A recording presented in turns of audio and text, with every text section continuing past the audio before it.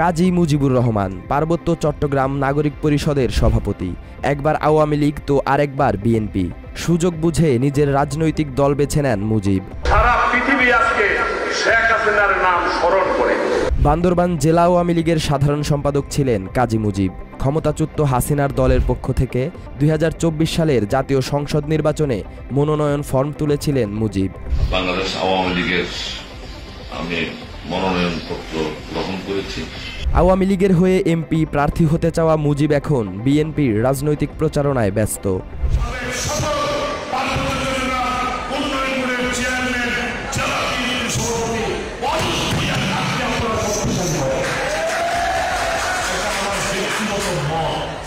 বর্তমানে স্থানীয় বিএনপি নেতাদের হয়ে প্রচারণা চালালেও আওয়ামী লীগের আমলে খালেদা জিয়াকে বারবার তিরস্কার করেছে মুজিব। বান্দরবান জেলা আওয়ামী লীগের সাবেক এই সাধারণ সম্পাদক খালেদা জিয়াকে চোর, দুর্নীতিবাজ বলে আখ্যা দেন। একই সঙ্গে খালেদা জিয়া নির্বাচন করলে জামানত হারাবেন বলেও বক্তব্য দেন মুজিব।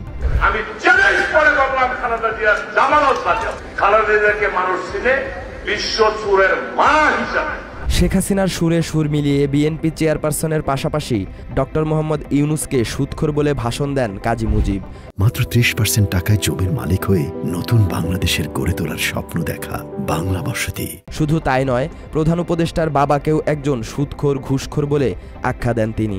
ওই সুদখোর ইউনূস গ্রামীণ ব্যাংকের সুদখোর, বাবাও সুদখোর ছিল। আওয়ামী শাসনামলে প্রধান উপদেষ্টা ডক্টর মোহাম্মদ ইউনূসকে কটূক্তি করার ধারা এখনও অব্যাহত রেখেছেন কাজী মুজিব। সাম্প্রতিক সময়ে পার্বত্য চট্টগ্রাম উত্তপ্ত হওয়ার জন্য প্রধান উপদেষ্টাকে দায়ী করেন আওয়ামী লীগের সাবেক এই নেতা। যেদিন আদিবাসী বলেছেন তারপর দিন থেকে পার্বত্য চট্টগ্রাম উত্তপ্ত পরিস্থিতি শুরু হয়েছে। তবে মজার ব্যাপার হচ্ছে, প্রধান উপদেষ্টাকে অসম্মান করলেও নিজের প্রয়োজনে অন্তর্বর্তী সরকারের তোষামোদি করছেন কাজী মুজিব। ৪ জন উপদেষ্টার মিটিংয়ে আমি ছিলাম। একবার নৌকা, একবার ধানের শীষ। প্রধান উপদেষ্টাকে সুদখোর বলা, আবার অন্তর্বর্তী সরকারের তোষামোদি করা। চতুর্মুখী চরিত্রের একজন ব্যক্তি কাজী মুজিব। ক্ষমতা হারিয়ে হাসিনা পালিয়ে গেলেও বান্দরবানে এখনও নিজের দাপট ধরে রেখেছেন তিনি। স্থানীয়রা জানায়, আওয়ামী লীগের পতনের পর নিজেকে বান্দরবানের রাজা হিসেবে ঘোষণা দেন কাজী মুজিব। ৫ আগস্টের পর থেকে বিএনপির ভারপ্রাপ্ত চেয়ারম্যান তারেক রহমান দলে অনুপ্রবেশকারীদের সুযোগ না দেওয়ার জন্য কঠোর বার্তা দিয়ে আসছেন।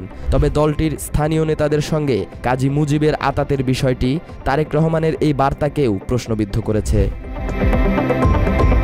সালাউদ্দিন সাজু, বাংলা এডিশন।